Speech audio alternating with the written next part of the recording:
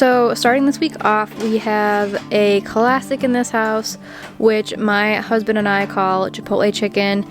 It is such an easy throw together meal in 30 minutes or less. So I'm starting off by just cutting up 2 chicken breasts into pretty small sized pieces, probably about a ½ inch cube each, just to make it easier to eat in the bowl that we're gonna have it in later. And then once that is on the pan, I'm going to chop up some adobo peppers. You can get these jarred in the store. I'm sure you can probably find them fresh somewhere too. If you like spice, then you can keep in the seeds for the peppers, but I find it's just a little bit too spicy for me with the seeds, so I take them out and then I chop up the adobos. I use, I don't know, I guess maybe 6 or 7 of these small little peppers. Cut them up, and then I'm going to toss them on the chicken, and then I will add some olive oil, salt, pepper, a little bit of rosemary, onion powder, garlic powder, a squirt of honey, and a good heaping of cilantro. A lot of these recipes I have just made so many times that I don't have a recipe. It is just an eyeball measurement, throw it all together on the pan, and it usually comes out and tastes pretty good.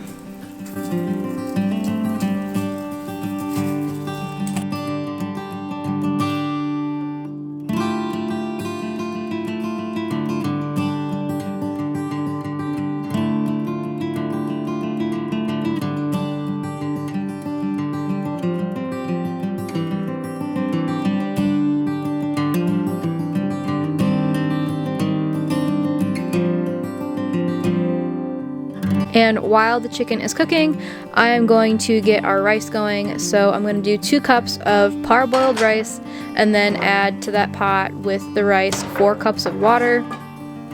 Get that going, let that boil because parboiled rice takes a little bit of time to come to a boil. I'm going to add salt, pepper, a squirt of lime juice, and some more cilantro.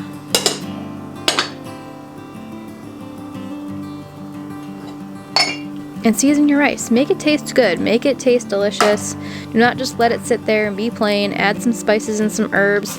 I have dried cilantro here. I've had this since May. I dried out a good heaping of cilantro that I got from the store. I need to get some more. Well, I need to make some more dried cilantro. But dry your herbs, keep them for a while, and you can add them to dishes all throughout the winter. Now that my chicken is done, I'm putting some lime juice on top of that. Chipotle part of the Chipotle chicken is done. I'm waiting for my rice, and once it's set, I'm going to just put it in a bowl. I have my rice and then the chicken. You can add corn on top of this, and then a soft mild cheese. This is, I think, queso blanco, I'm pretty sure. And then alongside with that, I have some organic lime tortilla chips. I like to scoop the tortilla chips into the chicken and rice and cheese and corn mixture. It is delicious. Next here we have a soup. It is January, it is soup season, and this was a new one for me. It's basically just a chicken and gnocchi soup, but I made the gnocchis from scratch. I feel like you can prep this ahead of time better than I did, but learn from my mistakes. So I'm starting off by just cooking some chicken breasts. I just do some basic seasonings, olive oil, salt, pepper, onion powder, garlic powder, and then some Italian seasoning on those. And then I'm going to get my potatoes boiling.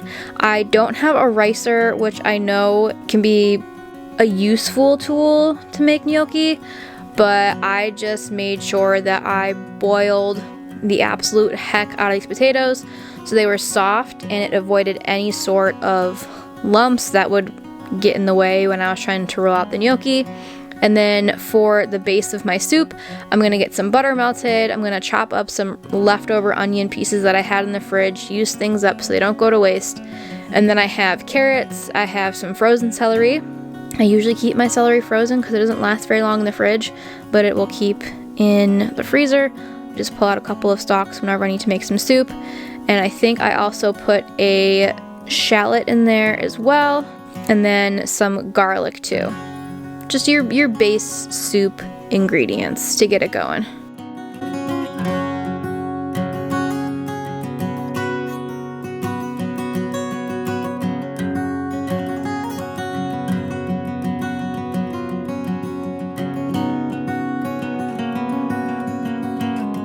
And once the chicken is done, I will pull that out, let that rest, let all those juices stay inside the chicken before I cut them open. And then I'm going to check on my potatoes for my gnocchi. They need a little bit more time. If you can see, they're not sliding off the knife, so they're still a little bit stiff. And I'm going to cut up my chicken, again, into smaller bite-sized pieces. This is a soup, so you don't want large pieces of chicken. So I'm going to make those nice and tiny. And then I'm going to add my homemade vegetable stock to my Dutch oven. In a vlog a couple videos back, I made this vegetable stock and I showed you guys how to do it. That'll be in the card or in the description box below. Once that is added, I throw in my chicken. I didn't do all of the chicken. I wasn't really sure how much this was going to make because, again, I'm eyeballing this. I'm kind of making it up as I go. But I had a little bit of chicken left over, which is fine. We use that for lunches and, you know, it always gets used up. None of that stuff ever goes to waste. My potatoes are done. So I'm going to do a rough mash with my potato masher in a bowl and then add an egg.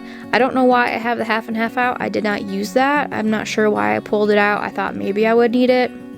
I didn't need it. You can ignore it. Added my egg, and then I'm also going to, once that is incorporated, I will add some flour to the mixture.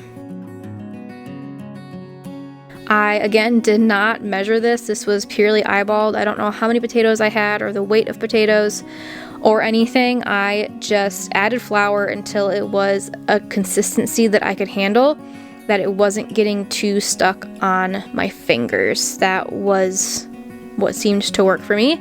So once I had the dough pretty much set, I took a small piece out of the bowl, kneaded in some flour, rolled it out, and then used a pastry cutter to cut it into small pieces. I could have done even smaller pieces, but it was my first time doing it. I wasn't really sure, but for the future and next time I know to have some smaller pieces.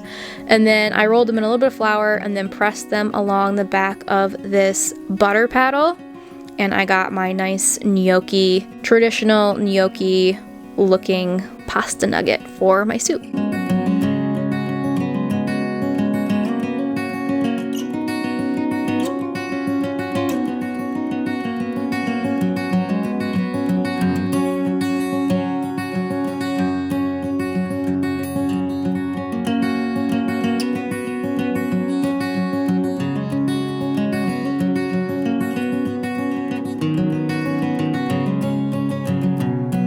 And I did choose to boil these separately. I didn't want to boil it in the soup because I knew it wasn't going to take very long, but I also did not want to risk overcooking them or having them break if my dough didn't come out right.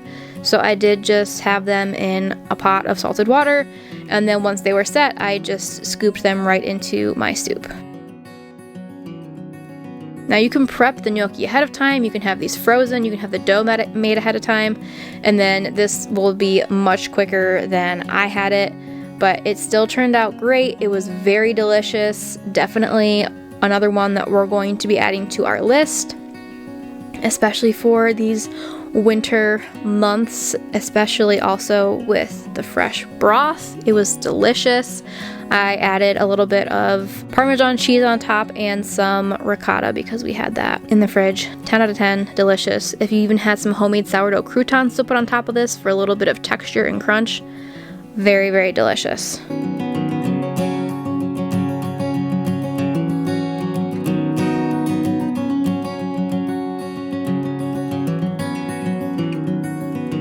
Next up is another easy dinner that you can have done within 30 minutes, especially if you have your chicken cooked ahead of time. I'm using some of that extra chicken that I had for my soup in the last meal and just taking some romaine hearts and cutting them up. I'm making, I don't even know what you want to call it, a cucumber dill chicken salad.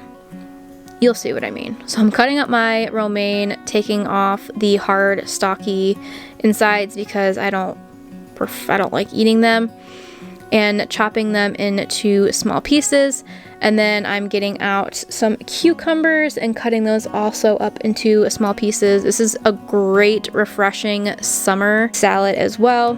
I have a half of cucumber saved on the side, and you'll see why in a second. And I'm going to make some homemade dressing. So I just have some Greek yogurt, unflavored Greek yogurt, taking probably about a cup of that, adding it to a container, and I'm grating in the half of cucumber that was on the side there, then adding in some salt, pepper, onion powder, garlic powder, and then some fresh dried dill from over the summer.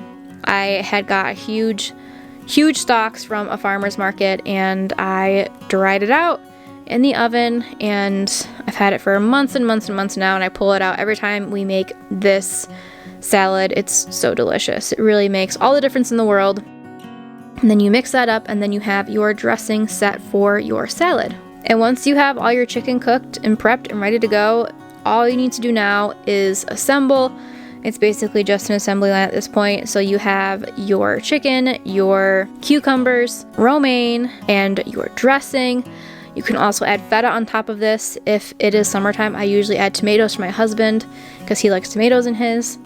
This is so good, so fast, and it is one of the staples that we have pretty frequently in this house.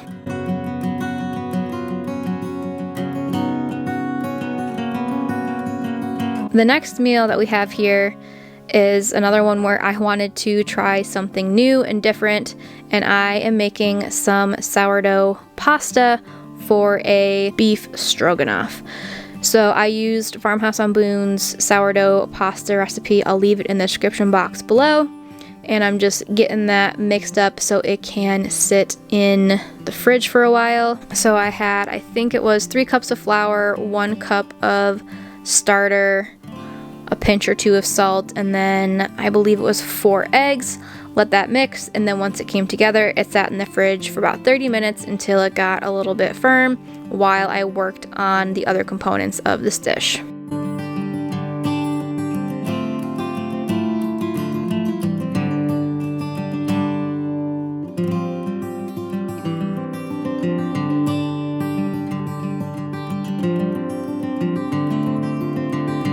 If I would change anything about this one, I know I didn't use the most ideal cut of beef for this. It still tasted delicious, but I would cut up these beef strips into smaller pieces. It just made it a little bit challenging to eat, but still wonderful. I'm going to cut up an onion and a shallot and get those sauteing in my cast iron pan after I finish cooking my beef.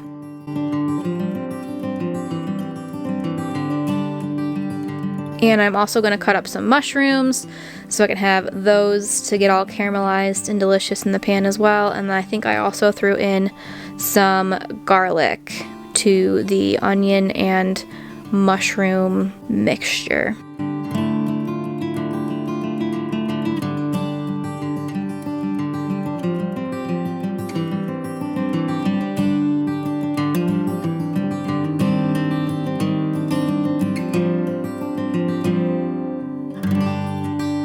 Once those are sauteed and golden brown and delicious, like I said, I added my garlic and then a couple of tablespoons of flour to help thicken up this mixture. The other thing that I wish I would have made more of for this dish, this was my favorite one of the week. I wish I had made more of this mixture that covers the noodles and the beef. It was so good. I added a little bit of hot water and then 2 splashes, maybe 2 tablespoons of sherry vinegar. Mix that all up, let it get thick and bubbly and delicious, and then I also added a small amount of Greek yogurt once the heat was off, just to kind of cut through and make it a little bit creamier. And then I added my beef back to my pan, let everything get happy and wonderful and delicious in the pan while I worked on my pasta. I got these pasta attachments for Christmas, and again, I've never made pasta before, but I wanted to give it a shot. So I rolled up my pasta, made it small, and then ran it through the first attachment. I want to call it a sheeter. It makes the pasta thinner. I did it on the number 6 setting twice, then the number 4 setting, and then the number 2 setting, I believe. So I ran it through 4 times until I got a consistency that I was happy with that wouldn't lead to a big thick piece of pasta. And then ran it through the fettuccine attachment. That was the one we wanted to try tonight. This pasta came out so good. Definitely make sure everything is floured really well so nothing sticks. I then added it to my boiling salty water. If you've never made or cooked homemade fresh pasta before, it cooks in less than a minute. It cooks up very quick. So make sure you keep an eye on it.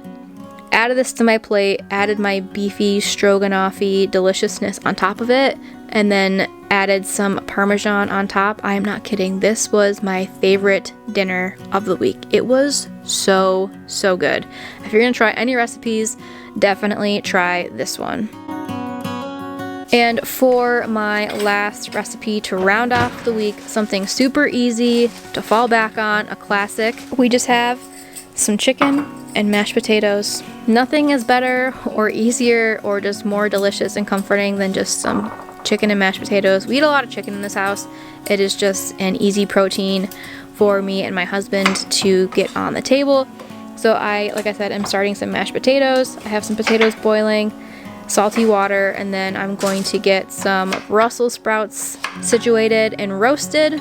I just do olive oil, salt, pepper, onion powder, garlic powder, and sometimes if I'm feeling a little bit adventurous, I will do a little bit of lemon zest and some Parmesan as well to get them crispy and delicious, and very tasty to do Brussels sprouts this way.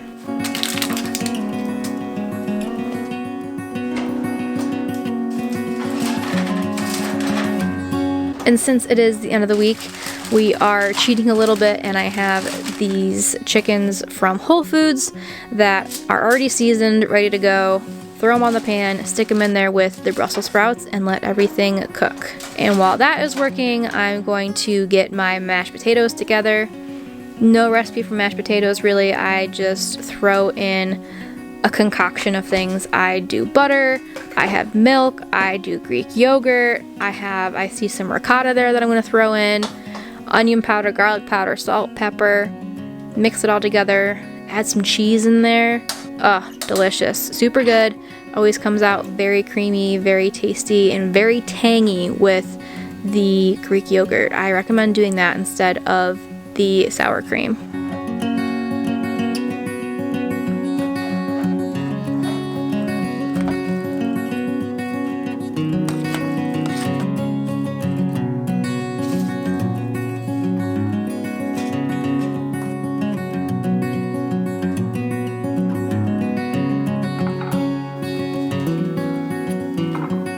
Well, I hope you enjoyed this video of me sharing what we eat in a week, my husband and I as newlyweds.